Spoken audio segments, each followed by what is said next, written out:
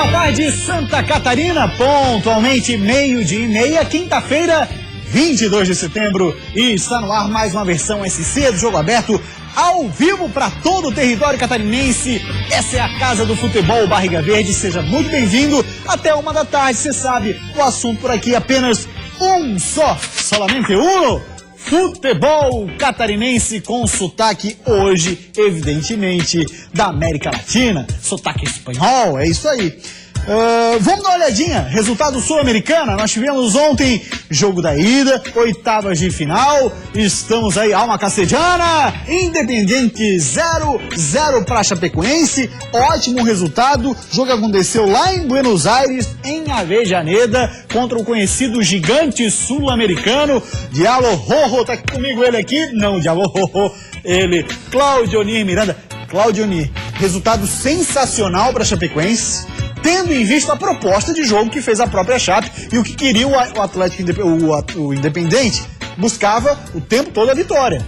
Sou louco por ti, América, sou louco por ti, amor. É o canto do torcedor da Chapecoense, logicamente, querendo realmente conquistar a América. O jogo da volta vai ser muito difícil, muito complicado, pode ter certeza. A Chapecoense, um empate 0-0, leva para pênalti, qualquer empate acaba dando Independente. Mas a Chapecoense fez a festa, o torcedor compareceu. Olha, é algo assim que você tem que realmente pensar. Chapecoense, o momento de Chapecoense é algo excepcional. E o torcedor está muito feliz, não poderia ser diferente. Agora, o sofrimento que prometeu o Caio Júnior acabou acontecendo. E foi sofrimento em primeiro tempo. Por que primeiro tempo? Porque é um jogo de 180. E os primeiros 90 já foram. E você acompanha a chegada da delegação da Chapecoense lá em Avejaneda. E aí já parte do jogo o 0-0 entre a equipe do Independente e a Chape. Claudionir Miranda, o técnico Gabriel Milito, ex-zagueiro da seleção argentina, falou o seguinte: olha, a gente pegou um adversário muito duro pela frente, um adversário que mostra muito equilíbrio tático, e ficou difícil, ele mesmo reconheceu, ficou difícil passar pela linha de 4 e de 5, que é montada na parte defensiva do Verdão. Com o cara jogando demais, Jimenez, acho que jogou uma partida espetacular. Até na alteração, até agora não entendi, não ouvi o Caio Júnior depois, não sei se foi por cansaço de Jimenez, qual foi o motivo que fez ele tocar todo o lado direito. Ele tirou o Jimenez, tirou o Lawrence, e eu acho que aí a Chapecoense caiu um pouco no segundo tempo. Poderia jogar de uma forma de tentar um pouquinho mais no ataque. Acabou não acontecendo. O segundo tempo foi todo Independente, diferente do primeiro tempo, que a Chapecoense até tentou um pouco mais. Mas o setor defensivo da Chapecoense, perfeito. Agora foi um jogo que eu vi algo que você não via com tanta facilidade, que é a jogada ensaiada. Independente fez 3 jogadas ensaiadas, mas muito bem ensaiadas. Uma delas, inclusive, que enganou o narrador, que disse assim: ih, não vai dar em nada. Que o cara chutou, mas na verdade ele procurava um lateral direito que ele estava lá pelo outro lado. Uma jogada muito bem ensaiada, ele cabeceou para trás e quase saiu o gol. E a Chapecoense apresentou apenas uma, até pela dificuldade. A Chapecoense de chegar ao campo adversário, que foi com Kleber Santana e Diego, né? Mas o Milito no Independente tem várias jogadas ensaiadas. Vai ser um jogo duríssimo. Na volta, na Arena em Chapecó. Mas a Chapecoense fazendo história, empatando fora de casa com o Independente, num jogo em que se houve a posse de bola do Independente, houve. Mas a Chapecoense, em alguns momentos, no primeiro tempo, estava tranquilo no jogo. O segundo tempo foi um pouco mais complicado. Quiçá a Chapecoense chegue em quarta-feira com elenco 100% para essa partida. Eu coloco a Chape como favorita para esse jogo. Eu não coloco como favorita, ela está totalmente aberta. Na Arena, está a casa, vai estar cheia, vai. Mas Independente é um time que sabe jogar muito bem fora de casa. E a Chapecoense, diferente do que aconteceu lá em Buenos Aires, Chapecoense vai ter que partir para o jogo. E aí nós vamos ter um jogo um pouco mais aberto. E tendo mais aberto, Independente tem uma equipe muito forte também. A Chapecoense tem fator casa a seu favor. Chapecoense tem um estádio inteiro a seu favor. E isso pesa muito. Mas Independente é uma equipe que sabe jogar muito bem fora de casa. As equipes argentinas sabem fazer isso. Várias vezes já desclassificaram em semifinal, até mesmo em final, conquistaram títulos em cima de brasileiros jogando fora de casa. Então é preciso tomar muito cuidado com esse jogo. Sou um cara que gosta muito de futebol argentino, de assistir por conta das torcidas, do espetáculo, enfim. E é um futebol copeiro, né? Exatamente. Muito na questão de ser copeiro, daquele futebol que tranca o jogo, para o jogo, sabe buscar uma falta na intermediária, fica cavando esse tipo de situação. Porém, isso já vem de tempo, não é de hoje, é evidente. E por isso até que eu coloco a Chapecoense a certo ponto favorita, Claudionir. E outro detalhe que me chama muita atenção na Chapecoense, e não é de hoje, é jogar, por exemplo, como jogou ontem em Avejaneda, em nenhum momento se apavorar. Tava 0-0 o jogo, o Chapecoense trabalhava a bola direitinho, quando tinha o domínio da bola, evidente. No primeiro tempo teve mais facilidade para fazer isso. Né? No segundo tempo, um pouco mais de dificuldade. Adiantou a marcação, né, o Milito? Mas no primeiro tempo, a Chapecoense tocou muito a bola. No segundo tempo já foi um pouquinho na base do chutão. Mas mesmo assim, foi um resultado espetacular. Chapecoense soube se fechar, tentou de todas as formas, Independente chegar ao gol, as alterações foram feitas e o Milito reconheceu no final que realmente teve muita dificuldade para ultrapassar esse terror da Chapecoense. O que é que muda o próximo jogo? Chapecoense vai ter que sair pro jogo. E o Independente tem uma equipe muito forte. Tem um lado esquerdo de ataque que é perigosíssimo. Sim. Então vamos ver o comportamento dos dois times. Eu acho que o jogo está totalmente aberto. Não vejo favorito entre Chapecoense e Independente. O que eu vejo é fator casa. Aí sim, arena lotada, a pressão que vai acontecer, mas um jogo muito bom deveremos ter em Chapecó. Legal, vamos dar uma olhadinha agora então de fato como é que foi essa partida entre Independente e Chapecoense. Lá ontem à noite, em Buenos Aires, ficou no 0-0, baita resultado do Verdão do Oeste, hein? Em Avellaneda, na Argentina, a Chape começou pressionada pelo Independiente. Na cobrança de escanteio, o Kempis tirou na primeira trave. E o Verdão sentiu na pele a pegada argentina. Foi na bola, né, gringo? Na cobrança de falta, Kleber Santana botou na cabeça de Diego, mas ele botou pra fora. No segundo tempo, a melhor chance do Independiente foi essa aí. Cruzamento para Barco e ele mandou por cima. Mas a Chape se segurou e manteve o 0-0 no placar.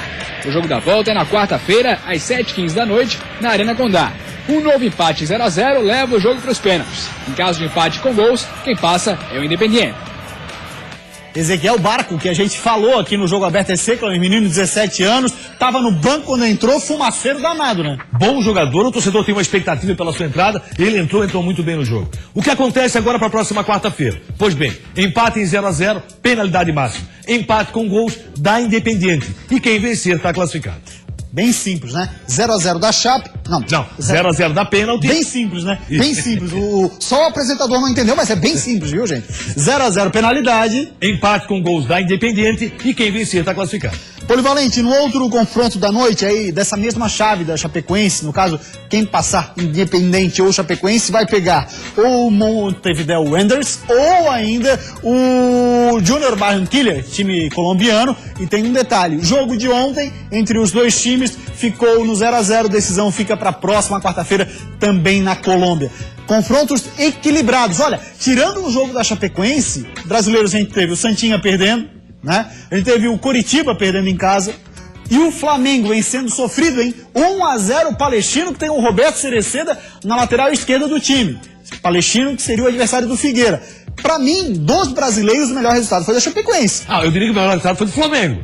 Não, mas assim, ó. Não, assim, por ter vencido. Se você for verificar quem enfrentou o adversário mais complicado, quem enfrentou o adversário mais complicado foi a Chapecoense. Isso. Aí sim, quem teve um peso muito grande com relação ao seu futebol é a Chapecoense. Isso. Agora o melhor resultado do Flamengo. Por quê? Flamengo empatando, tá classificado. Agora, o que não acontece com a Chapecoense. Flamengo e Palestino, pelo amor, né? Tudo bem, o Flamengo jogou com o time reserva e tal, mas tinha que ganhar mesmo. Né? O que se espera é que o Flamengo chega lá jogar com o Palestino. Qual é a tradição do Palestino? Quando é que começou a falar do Palestino na vida? Eu entendo o que quer colocar. Qual é o jogo de maior peso? Se tu entende, por que não concordas? Não, mas eu não vou concordar contigo. Quem é que teve o melhor resultado? Quem teve o melhor resultado foi o Flamengo. Venceu fora de casa. Agora, então não fica dizendo que ele tá certo, amor. Qual é o jogo de maior peso? O jogo de maior peso foi o jogo da Chapecoense. Agora, o melhor resultado foi o Flamengo entre os brasileiros. Um grande resultado, Chapecoense 0-0 com o Independente fora de casa. Eu não entendo o que tu falou e por isso que eu não concordo. Ao contrário de ti, tu entende o que eu digo e não concorda, mas tudo bem. E o próximo jogo é contra o Grêmio. Aí já pensando no Campeonato Brasileiro, Série A, o Grêmio que ontem conseguiu uma classificação heróica na Copa do Brasil. Estreia de Renato Gaúcho, vem com muita moral pra esse jogo lá. Heróica e atrapalhada. Perdeu o jogo por 1-0. Foi um jogo terrível. E o Grêmio, e nos pênaltis, vê bem, foi 4-3 com 16 pênaltis cobrados. Quer dizer que 9 pênaltis ou foram colocados para fora, o goleiro pegou. Então foi realmente muito difícil. Uma situação complicadíssima. O Juninho poderia decidir, jogador que acabou de entrar no Atlético, garoto, ele pegou a bola quando ia cobrar, o Everton assim, não, essa eu bato. O Juninho voltou, o Everton bateu, o goleiro pegou. Que coisa horrorosa. Um outro detalhe da Chapecoense que chama a atenção no noticiário é o seguinte, que a Chapecoense foi punida, jogo que aconteceu contra o Palmeiras na Arena Condá. Aí relatos de que torcedores e parte dos jogadores da Chapecoense xingaram a arbitragem, também o técnico Caio Júnior. Teve multa, se eu não me engano, R$20 mil pro Caio Júnior. Teve também punição pro Caio Júnior não ficar na área técnica. 4 jogos. E já cumprido. O pior de tudo, e extremamente pesada a pena. E só fizeram isso porque é com a Chapecoense. 2 jogos de portões fechados, cabe recurso ainda. Mas peraí, 2 jogos de portões fechados. A torcida aí foi Flamengo e Corinthians, né? Os caras quebraram, não, Flamengo e Palmeiras quebraram o pau pra tudo que é lado e 20% da renda. É questão seguinte, é questão de 2 pesos, 2 medidas. É claro. A forma que age com o futebol catarinense, com a Chapecoense, e poderia ser com Santa Cruz, nós estaríamos falando a mesma coisa. Exatamente. Se for chamado para comentar, ou com o Sport Recife, e age com o Corinthians e Flamengo. Infelizmente isso acontece. Eu lembro que o Sheik Oportunidade foi se julgado no STJD, o cara pediu um autógrafo na camisa. Pelo amor de Deus. Infelizmente, a justiça desportiva ainda peca demais. Peca e peca muito. Olha, agora, na súmula, não foram torcedores com relação à arbitragem, né? Ele identifica alguns dirigentes da Chapecoense. Da Chapecoense no gramado. Cabe recurso, a Chapecoense vai fazer isso lá no STJD hoje. E tem um detalhe, os jogos seriam contra o Vitória e contra o Sport. Adversários diretos da Chapecoense, jogos que interessam também ao Figueirense. Que estão times ali na parte de baixo da tabela. Logicamente, o futebol catarinense nessa aí, a própria federação tem que ficar muito atenta. Porque está se fazendo um jogo ruim contra o futebol de Santa Catarina. Ficar de olho aí, hein? Pelo amor de Deus, hein? Coisa medonha, é o mínimo que dá pra falar. A gente vai para uma rápida parada e depois do intervalo a gente vai falar sobre os últimos ajustes para mais uma rodada da Série B do Campeonato Brasileiro, que terá um clássico catarinense, Avaí e Joinville. Ramon Menezes não tem uma tarefa fácil nas mãos. O treinador sabe que só há tempo para trabalhos. Então tem que manter o máximo respeito aí, sabemos que eles vão vir recuado. Olha o papo cabeça do Marquinhos com o garoto Gabriel. É hora de alinhar os pensamentos mesmo.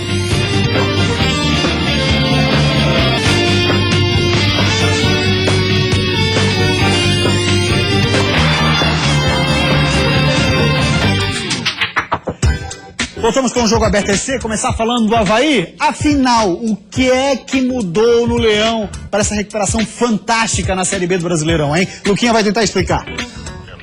Olha o papo cabeça do Marquinhos com o garoto Gabriel. É hora de alinhar os pensamentos mesmo. Reta final do campeonato, 4 vitórias nos últimos 5 jogos, Leão colando no G4. Será que foi esse entrosamento a razão para essa guinada do Avaí?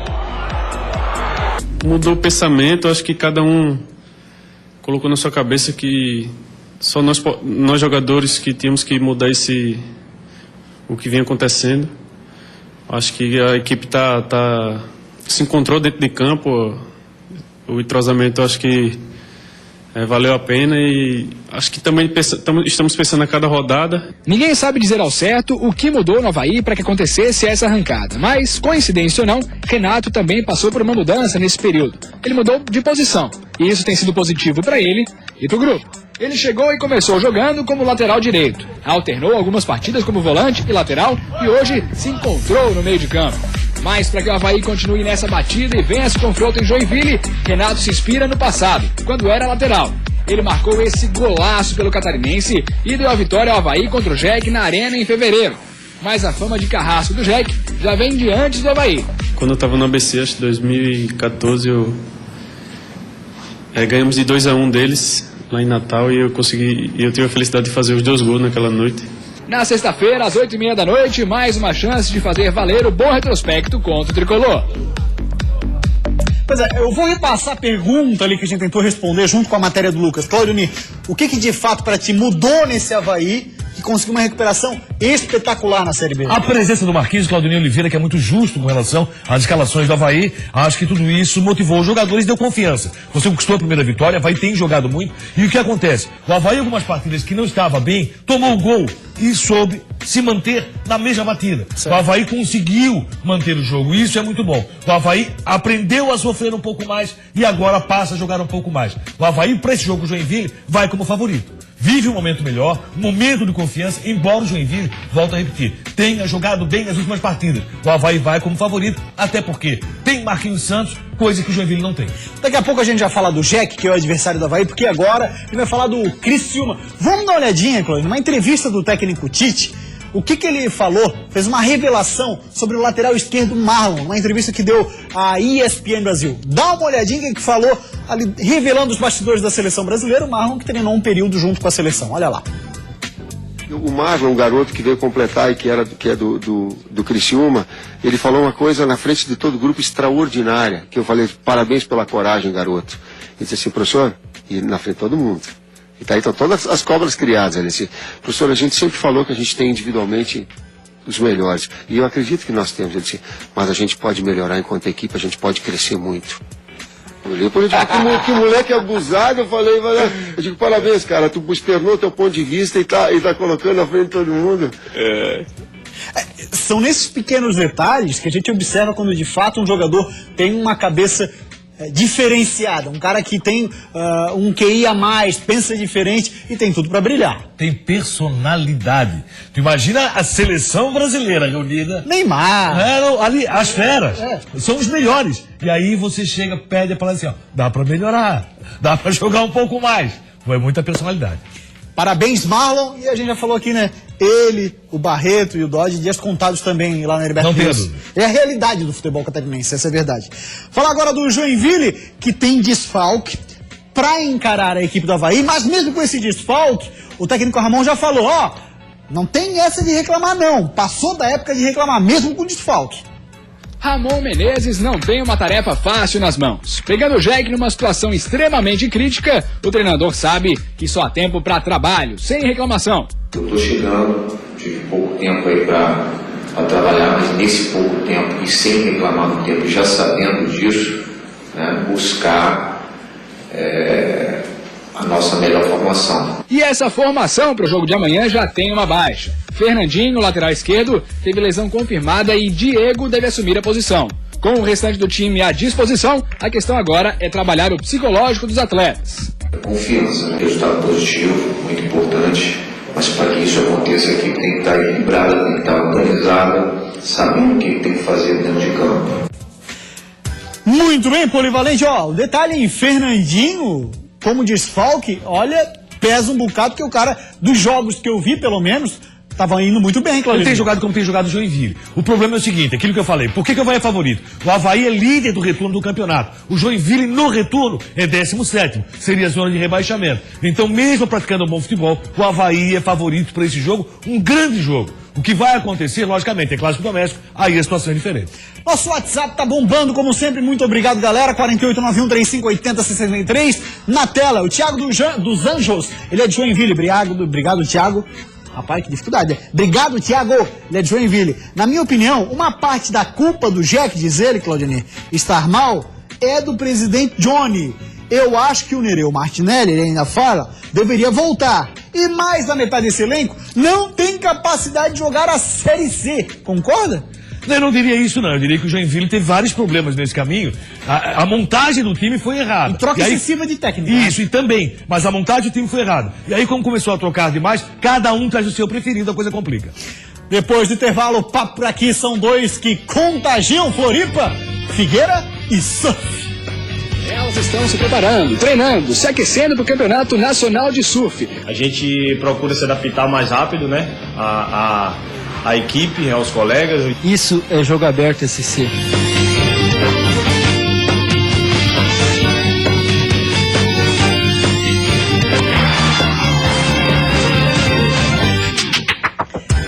Voltamos com o Jogo Aberto SC e o Figueira apresentou ontem Joseilson Batista dos Santos, o famoso Josa. O último reforço do Figueirense para o Campeonato Brasileiro foi apresentado. Trata-se de Joseilson Batista dos Santos, o famoso Josa, de 31 anos. Volante de marcação, ele veio do Mojimirim e se diz pronto para atuar caso o professor precise dele. Na prática estou pronto, mas não depende só de mim, né? Depende do professor que acabou de chegar, da comissão. Mas dependendo de mim, das condições, eu estou pronto sim para ajudar o Figueirense. E pelo andar da carruagem, o Marquinhos Santos vai precisar dele logo. Isso porque o Eli Carlos e o Jackson Calcaia estão no departamento médico e devem ficar quase um mês fora de combate. A gente procura se adaptar mais rápido, né? A equipe, aos colegas, o entrosamento e tentar encaixar no meio deles. Pois é, rapaz, chegando o Josa por aí, mas eu queria perguntar pro Claudinei acerca do seguinte. Santa Cruz, 17º colocado, ontem perdeu 2-0 pro Medellín. jogo que aconteceu na Colômbia.